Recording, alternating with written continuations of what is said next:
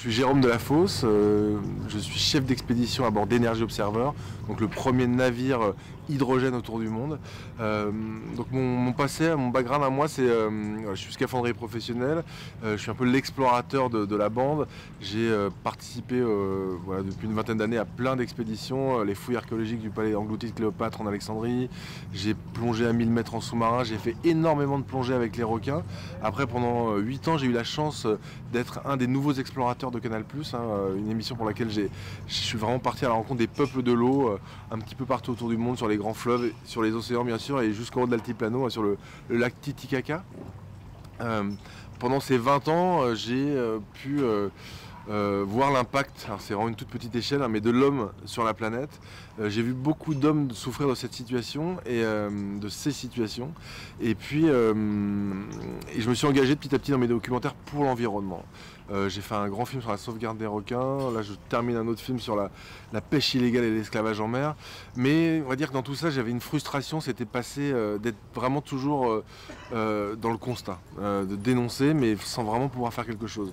Aujourd'hui, je suis chef d'expédition à bord d'Energy Observer, un projet que j'ai intégré il y a 3 ans maintenant. J'ai travaillé avec Victorien Russard, le capitaine, pour développer justement toute la vision de ce bateau.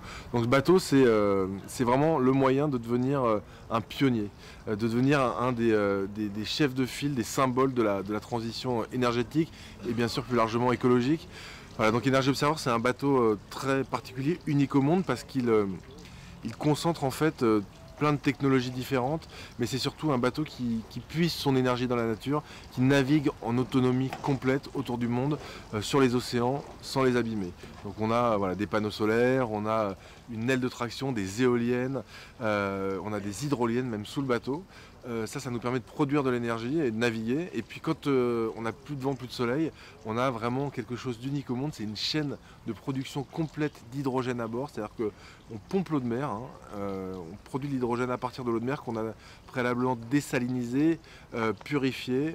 On l'électrolyse, donc on casse la molécule d'eau, on récupère l'hydrogène, qu'on comprime dans des grandes bouteilles, comme des bouteilles de plongée. Et puis quand on a besoin, on transforme cet hydrogène en électricité grâce à des piles à combustible.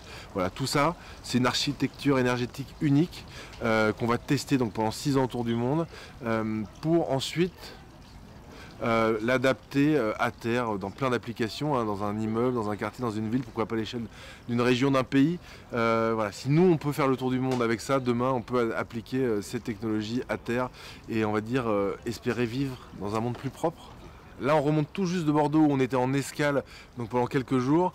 On est à Royan, quai des Sabliers, on est venu spécialement donc, pour le festival des nouvelles explorations. Voilà, c'est un symbole très important pour nous. Donc merci de cet accueil.